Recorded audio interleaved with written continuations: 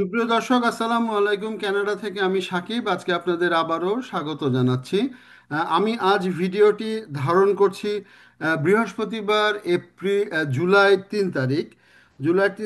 আজ সকালে কানাডার 6টি এয়ারপোর্টে, মনে রাখবেন 6টি এয়ারপোর্টে একযোগে বোমা হামলার হুমকি দেয় কে বা কারা। তবে কারা হুমকি দিয়েছে, কি দিয়েছে সেটা আসলে এয়ারলাইন্স বিমান অথরিটি জানায়নি।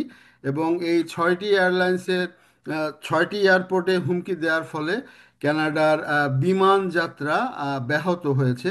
বিমানযাত্রা ব্যাপকভাবে ব্যাহত হয়েছে। কানাডার লোকাল পত্রিকাগুলি এবং পৃথিবীর বিভিন্ন দেশের নিউজ মিডিয়াগুলি, বিবিসি, রয়টার্স সহ সব নিউজ মিডিয়াগুলি গুরুত্বের সাথে এই নিউজটি কাভার করেছে। তো যেটা হচ্ছে যে খুব সকালবেলা আজকে, আহ, আজ বৃহস্পতিবার একযোগে কানাডা 6টি বিমানবন্দরে এই হুমকি দেওয়া হয়। এবং এই হুমকির এয়ারপোর্টগুলো ছিল অটোয়া, মন্ট্রিয়াল, এডমিন্টন, উইনিপেগ, ক্যালগেরি এবং ভ্যানকুভার এয়ারপোর্টে।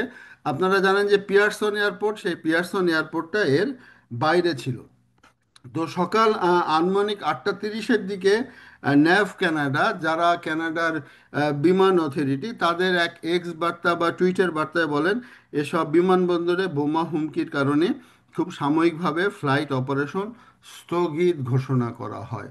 অর্থাৎ আপনারা জানেন যে এখন বিজি সময়, সামারের সময়। তো এই সময় প্লেন স্থগিত করা মানিয়ে হচ্ছে গিয়ে যে অনেক বড় ব্যাপার। তবে ন্যাভ জানিয়ে দিয়েছে যে যেটা হচ্ছে যে আহ, আহ, নিরাপত্তার স্বার্থে প্রকৃত আহ, হুমকি কারা দিয়েছে বা কি করেছে সেটা তারা এখন পর্যন্ত প্রকাশ করে নাই। অর্থাৎ কেন হয়েছে সে জিনিসটা আমরা এখনো জানি না।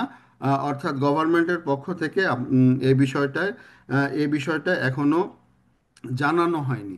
তো আমি যে শহরে থাকি সেই শহরের নাম উইনিপেগ। উইনিপেগ বিমানবন্দরের আরসিএমপি জানায় সকাল 6টা 5 মিনিটে তারা একটি ফোন কল পান এবং যাতে দাবি করা হয় কন্ট্রোল টাওয়ারে বোমা রাখা হয়েছে। কন্ট্রোল টাওয়ারে বোমা রাখা হয়েছে। তবে পুলিশ তল্লাশিতে কোনো সন্দেহজনক কোনো বস্তু খুঁজে পাওয়া যায়নি। অটোয়া বিমানবন্দর, এডমন্টন, ক্যালগেরি, মন্ট্রিয়াল এবং ভ্যানকুভার থেকেও নিরাপত্তাজনিত ঘটনা নিশ্চিত করা হয়। তবে কর্তৃপক্ষ বলেছে অপারেশনের প্রভাব ছিল খুবই সীমিত, অর্থাৎ সীমিত আকারে যেটা হয়েছে। আর অন্যদিকে ন্যাভ কানাডার স্থানীয় পুলিশ বাহিনীর দ্রুত পদক্ষেপে পরিস্থিতি এখন সম্পূর্ণ নিয়ন্ত্রণে রয়েছে। 11টার দিকে তারা জানায় বিমানবন্দরের কার্যক্রম স্বাভাবিক চালু হয়েছে। কোথাও সামান্য কোথাও সামান্য বিমান দেরি হচ্ছে। তো এয়ার কানাডা বলেছে তাদের ফ্লাইট খুবই সামান্য প্রভাব পড়েছে। যাত্রীরা ফ্লাইটের স্ট্যাটাস চেক করে নিতে তাদেরকে বলা হয়েছে। তো আমি যদি একটু যে কোনো একটা এয়ারপোর্ট যদি একটু দেখাই, আহ, আমি যদি একটা এয়ারপোর্ট দেখাই, এটা হচ্ছে অটোয়া এয়ারপোর্ট। আপনারা জানেন যে রাজধানী, তো সেখানে যদি দেখাই যে যেমন এয়ার কানাডার একটি প্লেনের ছাড়ার কথা ছিল 9টা 26 মিনিটে, সেটা 10টা 40-এ চলে গিয়েছে। শিকাগোর একটি প্লেন সকাল 6টা 33 মিনিটে যাওয়ার কথা ছিল, সেটা গিয়েছে 10টা 40 মিনিটে, অর্থাৎ হ্যাঁ, 4 ঘন্টা দেরি হয়েছে। টরন্টোতে যাওয়ার কথা ছিল 6টায়, সেটা গিয়েছে 10টা 45-এ। এয়ার কানাডার আরেকটি টরন্টোর ফ্লাইট 6টা 30-এ, সেটা গিয়েছে 10টা 45 মিনিটে।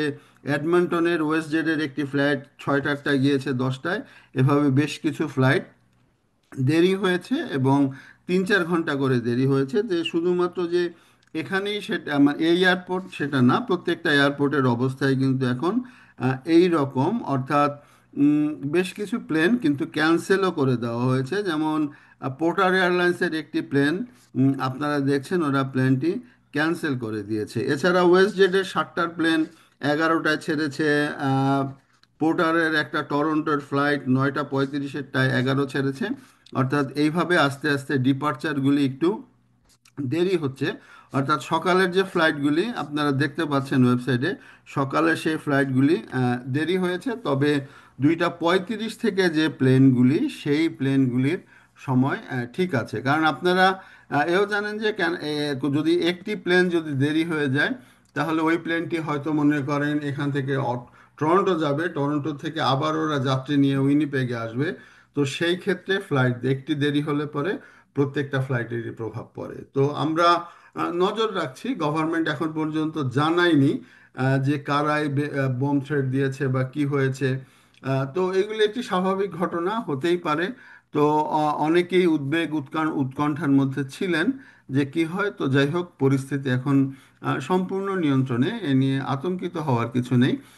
এবং আমরা আশা করব যে আমি এখন 11:30টার দিকে 12টার দিকে ভিডিওটি ধারণ করছি, হয়তো আর ঘন্টা দুয়েক পরে সব কিছু ঠিক হয়ে যাবে ইনশাল্লাহ।